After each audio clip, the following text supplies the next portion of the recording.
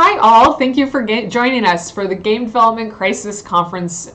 And this panel is going to be on mitigation strategies for technical challenges. So I'll let our two panelists introduce themselves. Hi, sure, I'll go first. I'm Kimberly Wall. I'm a co-founder at Bombay company in Seattle, Washington. We're a small studio making a cooperative first-person shooter. Previously to that, I was a principal technical designer at Riot Games, and also I'm the co-founder of the Fair Play Alliance, which is a cross-industry initiative spanning over 160 companies working on reducing hate and harassment as a core part of game development. Hello, I'm Andy Moore. I'm the Techromancer at Absurd Joy, where we're looking to do crazy experiments in VR and AR and all that fun stuff. Previously, I was the founder of Radial Games, where I've been managing remote teams and working from home since 2008. So, yeah, been working on some of these problems for a while. Very nice. So what kind of technical issues has this current situation and pandemic been causing for game developers? I mean, I think a lot of it has just been the transition itself. I think for our studio, we built it on a foundation of wanting to be in person. I think there's great things for remote studios too. That was just a decision that we made early on, and so having to suddenly revisit that and transition everything to support remote work was, itself a difficult challenge. I think we made some good choices out of the gate just anyway. We were all in the cloud already, and so I think that's been really helpful. But I think for some companies that wasn't the case. They're not set up that way. So getting everything and everyone in the cloud quickly, and being mindful of the impact delays there have on development, aligning mismatches in home equipment versus office equipment. It's not always feasible to bring your office equipment home for everyone, particularly where there's restrictions on getting out there and doing things. And so, that's been a thing to think about. And then thinking through challenges around just how you have your servers set up, whether or not you're working with dev kits, and if there's restrictions on IP for accessing those kinds of things. Yeah, I see some of those same things too. Like dev kits are always a fun one because there's all these rules, and you sign contracts saying you'll never ever ever put it into a personal home ever. And now there's like our reps are saying, oh yeah, no, it's fine, but the contract still says it's not okay, right? And it's like, well, maybe that's more of a legal issue than a technical issue. But yeah, and then trying to set up VPNs and things. Yeah. And some things, like there's some personal issues too, like when someone's having trouble, like when someone's really screws up like a source control repository, sometimes you're just like, oh, you know what, I'm just going to walk over to your desk, like I'll help you that way, right? And these days it's so difficult, especially if someone's internet goes out or someone has like low grade internet at home or something like that. Suddenly there's like 17 hurdles between what used to be an easy task and is now a much more difficult task. So we find that, like, for us, we're spending a lot of time documenting things. Like we're just like writing down a whole bunch of steps, and they're kind of weird esoteric steps of like how to recover this, how to undo that, how to back up this and that, and things that people can access when there's no humans around to help.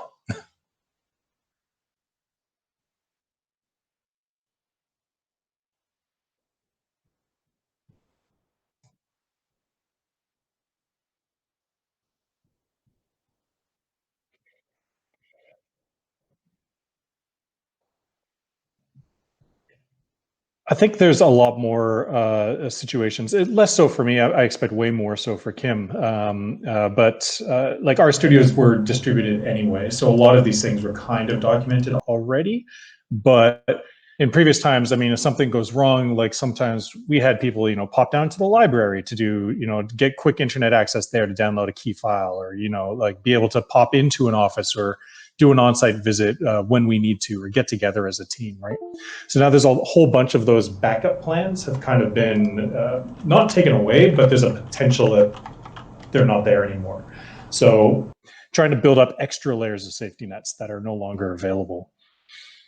Yeah, I feel like, there's a time and a place for great documentation, and a lot of times we're not always at the level of liberty we might like to be in terms of being able to create it or leverage it. And I think the move to remote kind of exacerbates that, where there are gaps in documentation. So just trying to fill those gaps. And there's an organic component that comes out of being in the office, and that's not to say it's always crummy when you're trying to spin up on something and there's not really any good documentation and everyone's busy and you feel like that super big pain in the butt where you're constantly tapping somebody on the shoulder and asking questions. And so I think there's good process there that is just making sure that you've got overall good documentation around some of the more systemic aspects of a studio.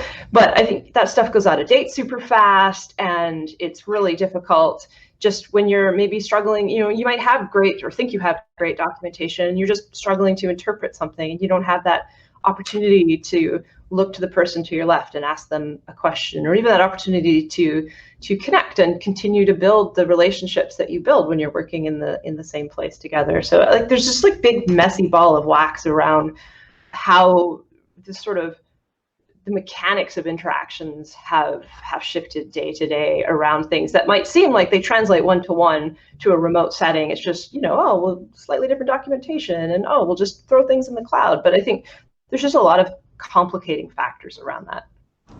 Yeah, definitely. So how are you seeing your day-to-day communications change outside of having extra recording of processes? I mean, for us, I think a lot of it is we're a really small company. There's only 11 of us, and our engineering team is not that big either. So we had a lot of kind of over-the-shoulder practices in the studio when it came to things like code reviews and whatnot. And we've been exploring different code review tools because there's a good time and a place for those things when it just makes sense to toss something into something like Review Board and then be able to look at it at your leisure. And it's good for knowledge sharing and have an opportunity for anybody to review things. But there's also really good value in the over-the-shoulder opportunity and the education and just the way that questions organically bubble up. And so I think that process has been an adjustment for us in figuring out just how we want to, how do we even do things like surface that a code review is ready without being super disruptive or expecting somebody to go into their email and have to, a lot of these services will give you a really helpful email whenever somebody posts a code review, and that just tends to get lost in all the noise. And so, we brought that for us. We brought that into our, we use Teams, and so we have like a little process around you ping that in there, and then whenever somebody's available, they give it a little emoji and things like that. So it's been a lot of that, just figuring out how are you still supporting that knowledge sharing, how are you still ensuring that we're supporting each other in creating a really great product, how are you making sure that people feel like their needs are being met, that they're not being ignored, where there's not that same face-to-face opportunity or just more opportunistic bumping into each other where you can say at the water cooler, like, oh, hey, did you get a chance to look at da-da-da, things like that. Yeah, I think there's a lot bigger focus these days on celebrating accomplishments. I mean, not just for, the nice warm fuzzy feelings that are so hard to come by these days on getting something done, but also that key, what Kim was saying about the sharing of knowledge and the communicating of what's now available. If someone makes a new API call or adds a new feature to a product or something like that, and they're really proud of it and they're really excited about it, it's really easy to convey that in person. Just even from body language or like a big smile on the face or whatever, or they're talking about it all the time, or, you're able to just shout across the studio and you're like, oh, you should be using version 2 now, like those things are all really nice.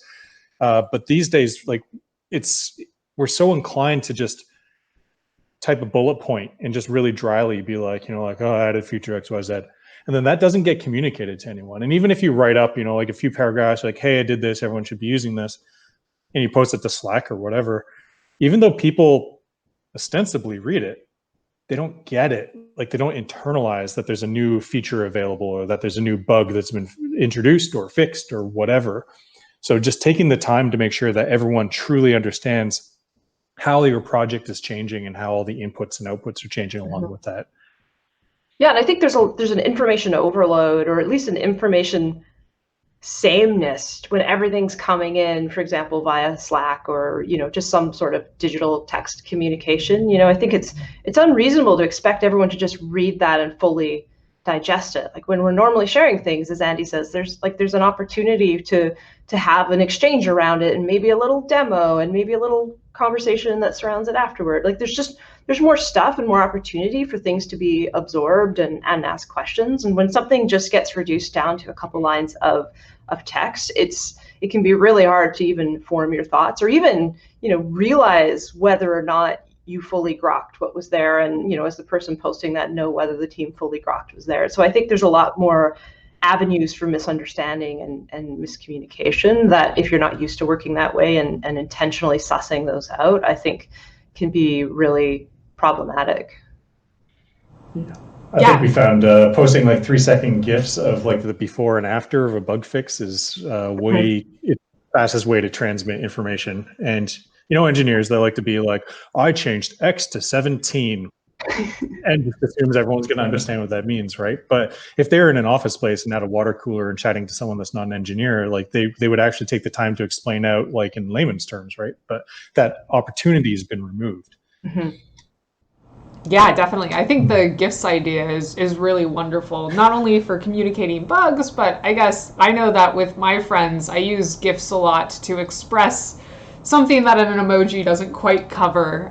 So it helps in day-to-day conversation to help convey that tone that is harder to get through in text messages.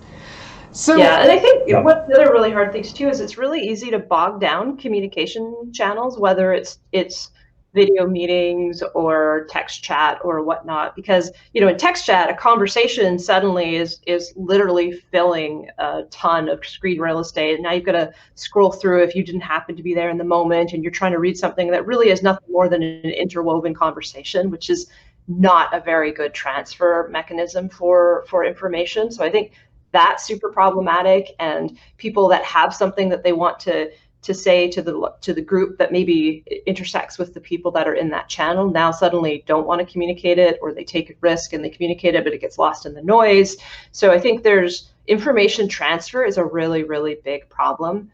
And in the video sense, I think it gets difficult because, there might be good reason to rabbit hole a little bit on some technical issue that comes up. And normally what we would do in the studio is just, small group of us would step into a meeting room and talk about that. But instead, we're all in the same video chat. And so I think it's really easy to get caught up in some of those conversations where folks for whom it's not so relevant, understandably, are sort of sitting there and kind of tuning out and doing their own thing. And so you end up potentially, with good intentions, wasting the time of others, or sort of conditioning folks to tune out a little bit when that's probably not really what we want. And so figuring out information transfer and being able to create spaces in a way that isn't super contrived and onerous, but at the same time, has a focusing function, so that the conversation that needs to happen can happen with the right people at the right time in the right place. So speaking of having these conversations with the right people, with the right time, and conveying the right information, how do you set up these personal conversations when it comes to something like a code review or design meeting?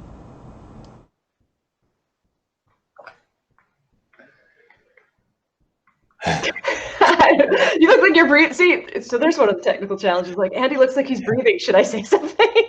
Yeah. You go for it. Better be good. That was a big breath. Yeah, and what's funny was I wasn't going to say something, but now now there's social pressure. Yeah, there's all this pressure now. Yeah, I mean, this is something that we've in all of my workplaces over the last 12 years, we've always struggled with things like code reviews, because a code review already can feel a little bit antagonistic, right? Like people can feel like they're being attacked, and if they're not in a good place about their code, like they get very defensive, and it's hard to build a good culture around things like code reviews anyway. And one of the really easy ways of overcoming that is just to sit next to the person when you're code reviewing with them, right? And so one of the things we did is we made sure that whenever we're doing a code review, we always do it on a live video call. And that kind of gets you partway there.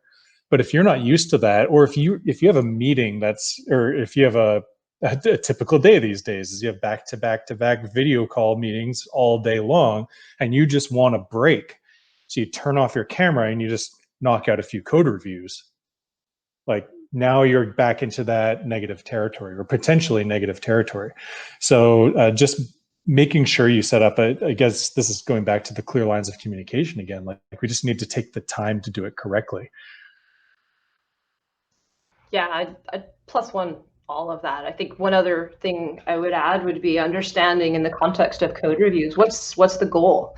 You know, I think code reviews are sort of generally accepted, it feels like these days across the industry, as a thing you should do, but it's not. You don't do code reviews for the sake of code reviews. You do code reviews because they're providing something. And so understanding what that is for your studio, or even this interaction, you know, is it shared learning? Are you trying to keep everyone apprised of a shared code base, you know, a chunk of work, a system, et cetera, that multiple people are going to touch? Is it mentorship? You know, are you a senior engineer working with a newer engineer? And so is this an opportunity for you to convey knowledge, or for them to practice doing things like code reviews? Is this feedback between peers? I think really understanding what you're trying to accomplish really helps decide what the best way to do that is, and what the best tool is. You know, if you want to jump on a video call, that might be right in the case of mentorship. For something that is, you know, a little bit more mundane among a group of peers that's worked together a long time, where you've established a shared language and no one's going to get offended because you added a quick comment like, oh, hey, I might do it this way, then maybe you can just use a tool and feel comfortable with that. But understanding those differences makes a really big impact. And then you also asked about like design sessions and whatnot. And I think in many respects, those are, you know, figuring out what to make is always a very challenging thing in this industry and any digital media company. And I think that you know, there's good underlying practice in general that comes down to finding the right balance of structure and process to accompany things like brainstorming. You know, knowing the difference between this isn't an idea sharing phase, and so we're going to do that. We're going to capture ideas, et cetera, and then transitioning over to this is now the phase where we collectively look at those ideas, or whomever is involved, and it makes sense depending on the dynamic of your studio. But we're going to review those ideas and we're going to make sense of them. And you know, you should have overarching all of that. What are your goals? What are your game's pillars? You know, these are the things that enable really clear decision making. I think, you know, you want folks to feel included in the process, but also you want to bring them along on the ride for why you're making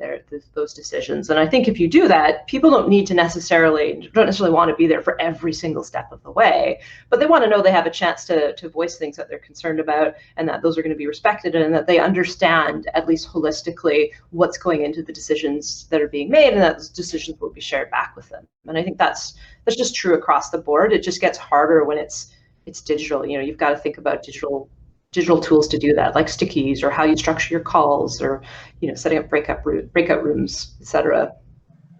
Yeah, for design meetings, I'm a fan of like face-to-face video calls, mostly because you get to pick up on the nuance and the body language, and you get to hear like the gasps when you do something. That works so well. Right? Yeah, but when you want to express something, like I'm very visual thinker, and when I want to express something, I need a whiteboard, and then we all switch over to a whiteboard app, and then half the whiteboard apps out there are more of a lecture where one person has control, and the other half, I mean, you can't see people's faces while you're doing it, and then you lose that connection point. So we've actually, I mean, we work in like VR a lot because that's what we're working on. But even if we weren't, I would be using VR more and more right now as a way to spatially doodle something out while you're looking at someone, when they can collaborate too if they want to or not. and you still get the gestures, you still get the voice chat. You miss out on the facial, like the nuance of like raised eyebrows and things like that. But it's amazing how much information you can convey with, like just shrugging hands and things, right? And I'm reminded, like a lot years ago when we were working on Fantastic Contraption, a lot of our design meetings were held in, because there's no bespoke apps back in 2016 for whiteboarding and VR. We actually booted up a mini golf game, and we'd all go for a round of mini golf to do our design meetings. Now, we weren't actually like focusing on the game and playing. Half the time we'd end up laying down on the green and staring up at the trees blowing in the wind above us while we were ideating about things. But constructing a safe, comfortable space to be able to visualize and express like ephemeral design ideas is key. And I think staring at other people's faces 1 foot away from a webcam like this is not the optimal place to do that, Yeah, so I'm guessing exacerbates power imbalances too, which is really, really tough. It could just be that you're a little bit less confident, or or you're more new, or I don't know. There's a lot of different ways in which power imbalances can sneak into a workspace, and I think that the video chat is the great equalizer in a way, but not in a sort of broken way. You end up kind of all being equally presented on the screen, which can be incredibly intimidating for those on the wrong side of that power imbalance. And for those on the other side, I think it can be, I think they're both wrong sides in different ways, I guess. For those, on the, with the power in that equation, I think even with best efforts, it can exacerbate the sense of power when they're trying not to be that way. And so, yeah, how do you create a safe space where we have all of these different tools and opportunities to do that in the real world? How do you do that in a digital space? Yeah, that makes a lot of sense. And speaking of these different powers and communication, have you found any new challenges when it comes to project management and task tracking? Yeah, I mean, we were using a physical board, so that went away. Well, I mean, still there. Kanban, or what? Pardon me? Were you doing Kanban with the board, or how? Yeah, we were doing a modified Kanban. Yeah, I mean, I always laugh that Agile is very meta Agile as well too. I think there's good core principles, but they all have to be adapted for your studio and what. Does anyone do pure Kanban? Some do. I don't want anyone to feel bad who's using that, but I think that's the nice thing about Agile, is some room to adapt.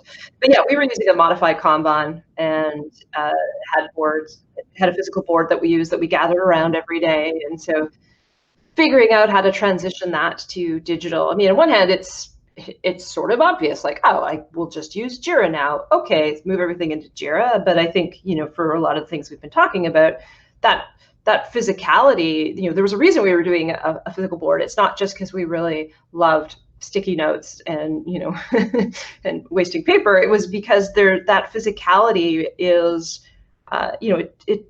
it brings about a bunch of different benefits. One is when you're standing at a board and, someone's sort of moving in a certain way or behaving in a certain way, you can pick up that, oh, shoot, so-and-so over there, like, hey, was that not clear? Or, you could revisit things. You can understand that there might be a failure to communicate, or that somebody has a question or wants to add on something, or, as so aptly demonstrated by Andy.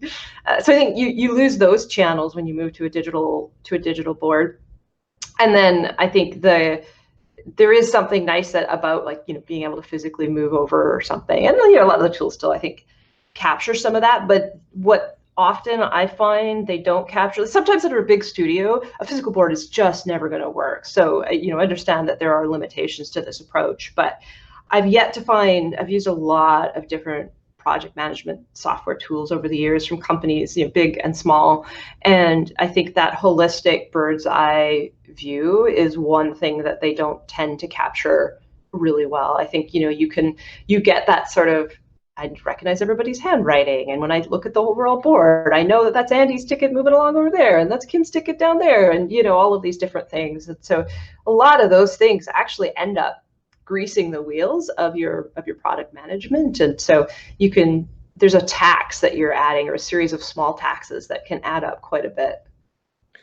Yeah, I think I really want to agree. Like, we've been doing project management remotely for ages now. So we've kind of figured out like some of those things, but some of the things that we've always struggled with and we haven't quite nailed down even yet is that sharing of the high level vision. Like Kim is spot on with that. There's a lot of opportunities in real life to, you know, like your manager walks by you at the water cooler and they're like, you know, that deal's going through with Apple or something, right? And you know, high level things are happening, but it's really awkward now to like, I'm going to dial up someone and just be like, psst, psst, psst, like here's the whisper here, you know, and do that for every employee at the company. Like it doesn't work. So that information just doesn't get transmitted. And there's a lot of stuff that could be encapsulated in different ways at physical companies. Like the boss could have a legal pad on his desk that has all the things that he wants to do with the company, right? And that's a physical thing that you can go and look at and question and talk about. But now, like that's not going to get translated to Jira, right? And like similarly, like you can go all the down the line. Like it's so wonderful to walk into like an art pit and see the mood board up on the wall. Now there's like a thumbnail of a mood board in like a Slack chat somewhere. Like it's not the same.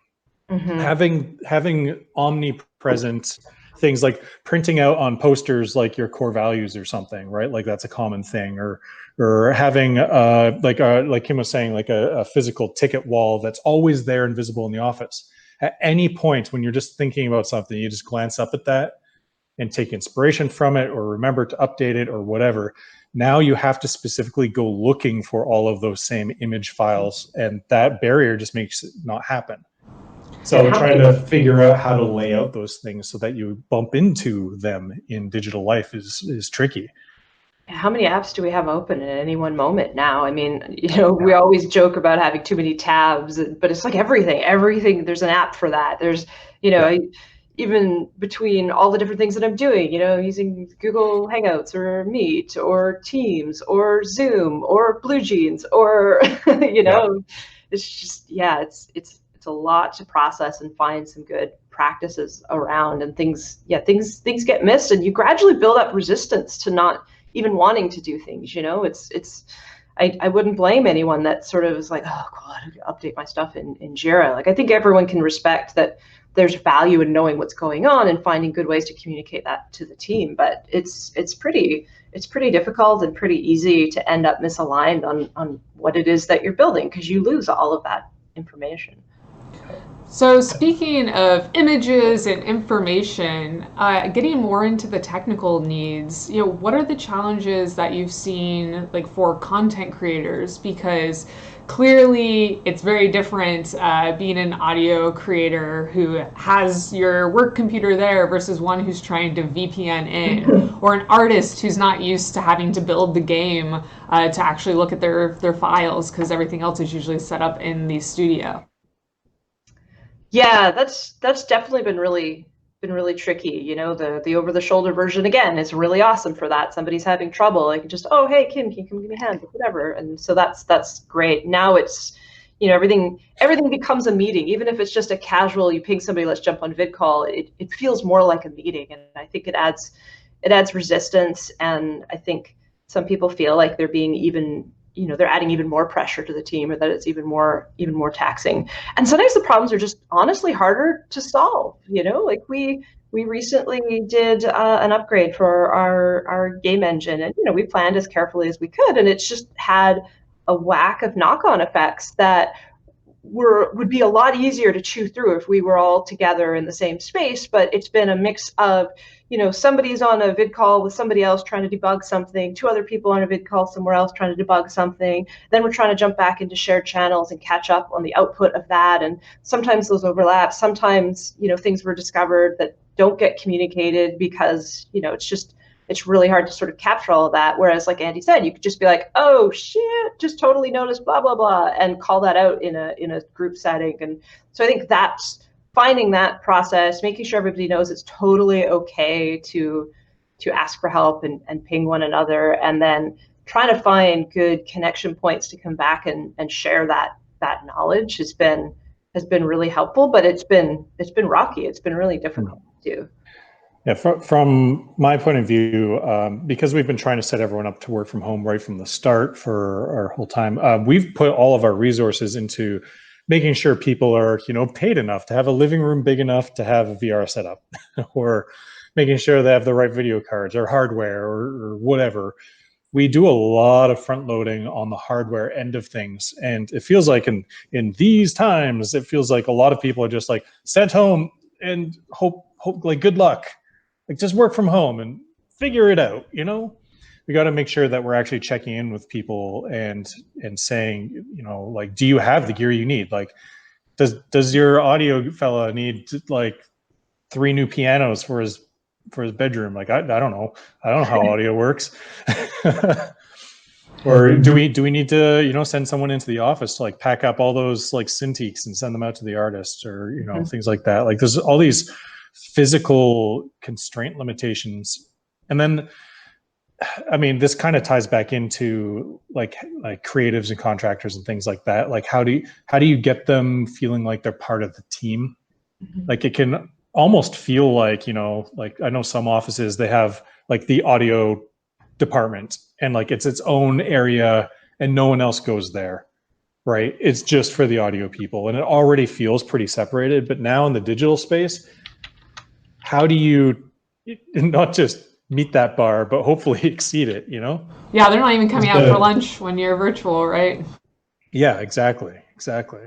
So yeah, it's just a lot of forethought onto, you know, taking care of people, because this is what we're trying to do right now, right? Is just take care of one another till we get through all this, right? Yeah, and I think a lot of people are, you know, I think in general, folks have been, I mean, our whole team's been phenomenal. And I think in general, people have shown a really great adaptability for the shift to work from home. And I know there's, you know, we're focusing on the technical stuff, but there's obviously a whole whack of broader issues and concerns, from childcare to just existential dread and the whole mix.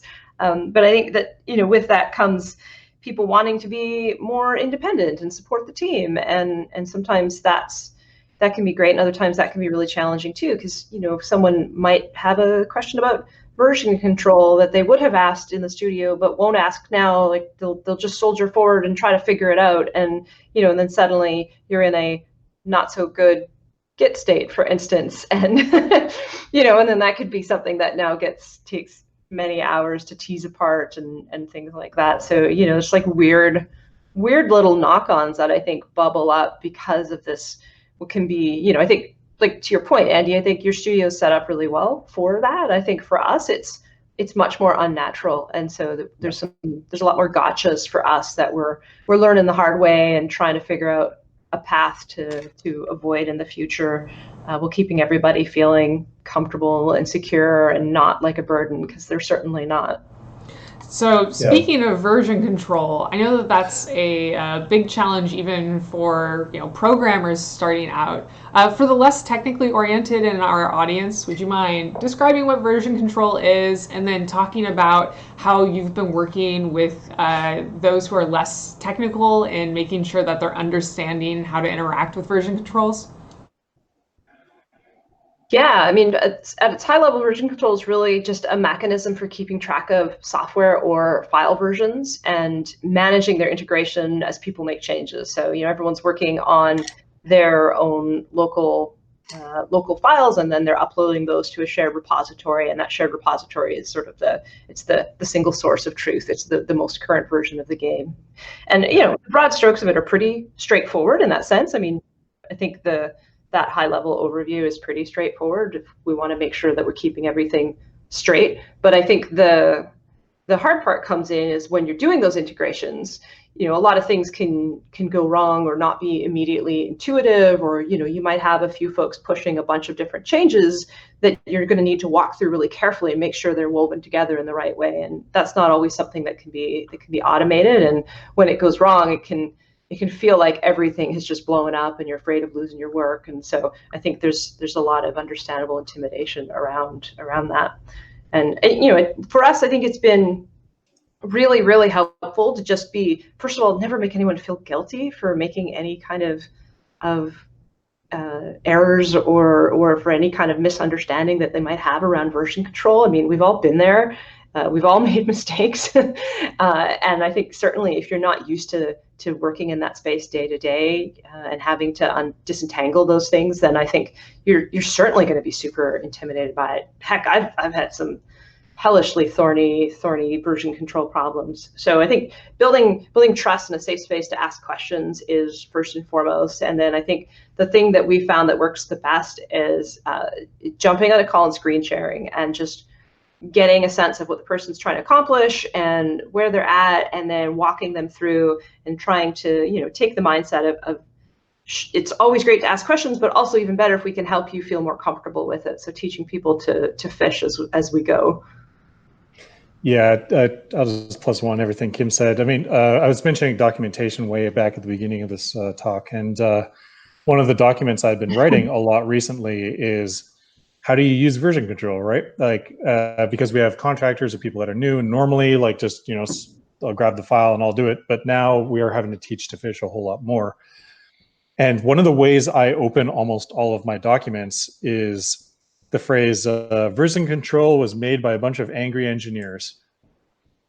And I know that's not true, right? Like, there's some beautiful people that work in version control, but the failure rate with version control, especially amongst noobs, right? Like, people that don't know what they're doing, their ability to destroy is absolute and ultimate.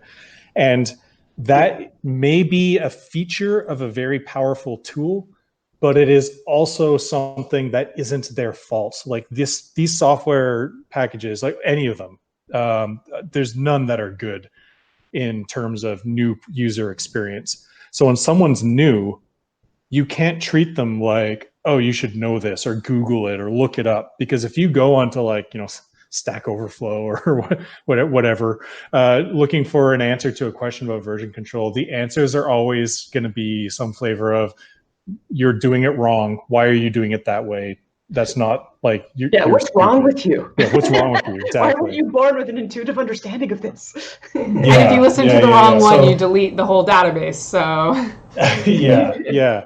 So you kind of have to go in with, like, eyes wide open that first of all, someone new with version control is going to destroy everything. So you better have backups, right? If you don't have backups, then that's on you, not on the new person, right? And it's okay to be frustrated at version control. Just make sure you communicate to everyone up front, the way I did with my documentation. Like, it was like, the software is out to get you. Let's you and I fight it together. Like, we'll ride our banners into battle against the nefarious foe, version control. We'll tame that wild beast. But but having that kind of approach intuitively lets everyone know it's okay to screw up, and it's okay to not understand, because it's not meant to be understood. It's an expert tool.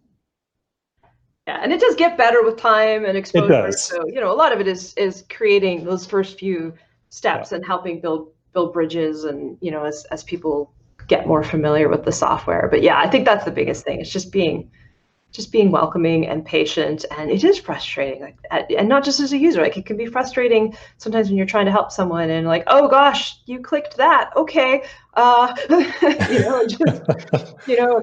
going to happen. And that's have backups. Backups. So I know at the start of this call, both of you had many examples of technical challenges that you've run into during this time, or that developers could run into. Are there any challenges that you've faced in particular that you're super proud of your solution for, that you've determined? A lot of ours are more, on our team, are more people-oriented. It's recognizing that you may be, like, the best engineer in the world or whatever, but if you don't have a pub to go to on Friday night, maybe you just break down. You get a lot more curt, and you have to start being a lot more flexible. So we found that we've had this policy of just talking about things a lot more, talking about how you're feeling, how your day's going, like, being more personable, being more revealing of your personal information, because that gives people the context for how you're acting and behaving from a day-to-day basis, right? Like, I don't mind, like, before I used to be like, you know what, if I just make it to Friday, it'll be fine, and then I'll deal with my shit, and then I'll be a happy worker again on Monday. But now I'm just like, okay, I'm never having an outlet to any of this. So I'm just going to tell the team, I'm feeling shitty today, and I might be a little cranky for the next week until the weekend where I'll continue being cranky and, oh gosh, I hope this ends soon. And normally the response to that is, oh my gosh, me too. I'm glad someone's talking about it, right? Yeah, I don't know that I have anything I'm super proud of. I don't even know that's for me to comment on. I think that's for the team, and how it's going. But I will say I'm super proud of the team. I think that I think everything that Andy's saying has been something that I've been so impressed by, the team's willingness to be open and transparent and patient, and create spaces to share and talk openly about things. I think one of the challenges of working from home and all of this is just how easy it is to just never stop working. Because, I spend a ton of my time programming. I enjoy programming. I relax by programming. And so you combine all of that and suddenly it's like, and 7 days a week, 20 hours a day, I program, because if I'm not programming, then I'm, missing an opportunity to be working on the product and moving it forward, or I'm wallowing in the state of the world. And so as a team, I think we've been really good about starting to talk more about that and giving each other a hard time. Like, hey, you've been putting in some long hours, and are you practicing self-care? Are you taking care of yourself? And I think related to that has been sharing how we want to communicate and what's important to us, and I think that's something we can continue to do better at, and is something I would continue to encourage everyone to do with their team, regardless if you're working technically or not. But I feel like it can be exacerbated for technical workers, for engineers in particular. But not everybody wants to be on a video call. That can be really hard. It's really intense. I find it overwhelming. It's Zoom fatigue is real, and they tax you in a little bit different way. And it can feel like you finish a call and that might have felt like just one quick call, but you might be jumping on to the next one. And so it's just a string of just one quick calls. And so I think being open and aware of that and checking in with how folks are doing, what they need. Do they need just, is the thing that's, it's the major tax that they're facing, the fact that they can't get enough straight hours to just sink their head into their code and work. And so can we create that for each other? Things like that, I think, are really, really important. Yeah. I know there's only so many hours of Netflix out there, and the urge to continue working all the time is huge, even in me personally. And having a support network is usually a lot easier. It's easy to go like grab a movie or go for a walk or whatever, go down to the gym. Yeah, but a lot of those options aren't available anymore. Yeah. And how are we dealing with that? And sometimes the only support network we have for making sure that we're good, happy, healthy workers is our coworkers. And if we look to our coworkers and they're all working evenings and weekends because they're bored, that can start lowering morale, because now you feel like you're not good enough because you didn't stay up late. So talking about all of these things is super important. We've been doing that at our studio, and I think we're doing an okay job so far. And the quality of your work will go downhill. I like to think I can push myself that hard, but the reality is I can't. And then you add all of the external pressures of what's going on in the world, and suddenly I'm, I'm flipping less than and greater than, and not even noticing, and things like that. And so I think going all the way back to code reviews and whatnot, that just creates a place, I think, to connect and relate to one another too. Like we're all in this together. We're supporting each other. No one's a lesser engineer, but we all are going through a lot, and we've got to help support each other with really healthy practices and taking care of each other and ensuring that we're taking care of ourselves. So we have a question from our viewers that leads really well off of that. They said, I found that personal professional lines have to be blurred these days. Do you think that will persist post-quarantine? Oh, that's a good question. I mean, yeah, I think, yes, I think so. I think some of it already was blurred, which is why I say that with such confidence. I think particularly in our industry, in games, I mean, there's a lot of passion in the things that we make and the things that we work. I mean, not saying that, you can be super passionate about your accounting software. I don't mean to knock you, but I think in particular in games, it tends to bring a lot of of that. And so, where you're playing games or you're working on side projects, or you're just super, super excited about the problem you're solving, those lines get really, naturally get really blurry. And I think what this work from home phase has taught us is that maybe one of the ways they should be a little blurrier, like we don't need to go all out, but is in making it okay to be human with each other and not necessarily having those super aggressive boundaries. Like there's a place, and it definitely can go too far. And I think we could definitely rabbit hole in this, but I think that like it's okay to be human. It's okay for things to be tough. It's okay to need time. And I think we need to stop. We need to move away from some of those old ideals of you've just got to be constantly stoic and working and always presenting yourself as working and sending emails at 3 a.m. so that everyone knows you're supporting the team, and just step back and go, at the end of the day, it's great that we have work that we're passionate about, but it's just one piece of our complicated life. And I think we can't partition it off super aggressively, and we can't let it take over our lives. And so I hate the expression work-life balance because I don't think it reflects reality, but understanding what our work-life blend is, I think, is important. Yeah. I think there's a huge opportunity here. Well, I'm speaking from such a tremendous position of privilege because I'm doing what I love with people that love doing what they love in a creative field, and we're paid to do this. Like, what? And I know a lot of people around the world don't have that as an option. But from this vantage point, with those constraints, would I want to work with someone that considers it just a job? And like they show up and like they never say anything about their personal life, and like it's work and personal, just complete split. Like I think that is like the opposite. I don't want to work with people like that. But being able to demand that is very rare, right? Like not everyone can do that. So I definitely think if we could just like blow up the planet, and then the next generation is just who is here, like everyone over 20 dies tomorrow, like that would be terrible. But I think the workplace would be very different. A lot of our motivations and a lot of the ways we work today are based on tradition and not necessarily the best way to work. And we've definitely not adapted to a digital culture.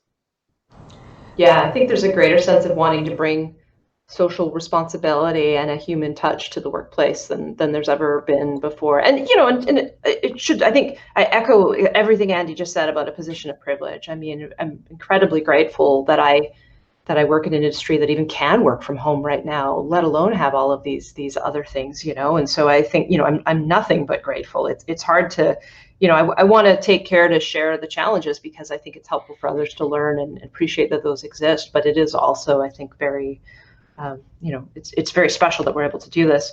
But I think it's also okay if that's not what you want. It's trying to find what the right culture is and what you are a good fit for. And that's certainly something we've tried to do with our company. Like that is an important cultural value. At the end of the day, we're humans, and it's the humans that matter first. And hopefully we're making great products for other humans, and we bring joy to other humans too. But at the end of the day, it's about humans. But some people do want that clean divide, and I wouldn't blame them for wanting that. There's nothing wrong with wanting that. But I think there's going to be, the future is one where there's space for a greater variety of companies, and some that bring in a much heavier human touch, and some that maybe just are a little bit, you go to work and you come home, and that's great. That division works well. So we're almost out of time here. If you were to leave our viewers with one nugget of knowledge or information or advice from this talk, what would it be? Now more than ever, communicate amongst your team, to your employees, about long-term thinking, short-term thinking, company-wise, and what you're feeling,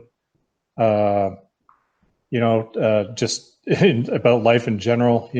Let people know that they're not alone in this, and realize that some of your employees or some of your teammates might not have any friends that they can go bounce on a call to right after this.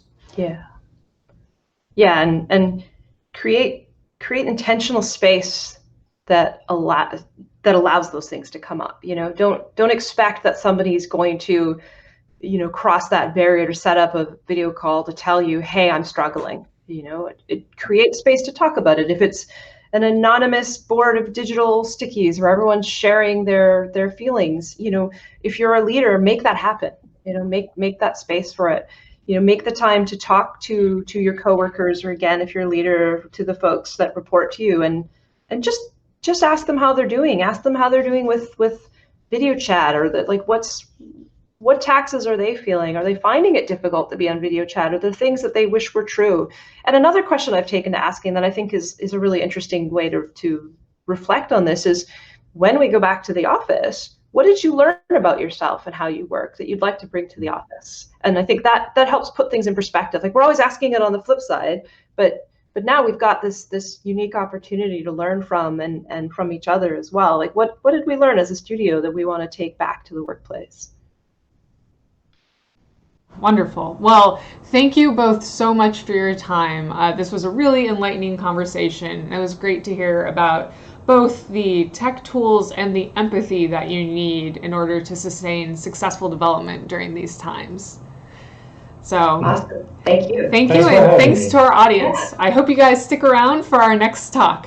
Bye.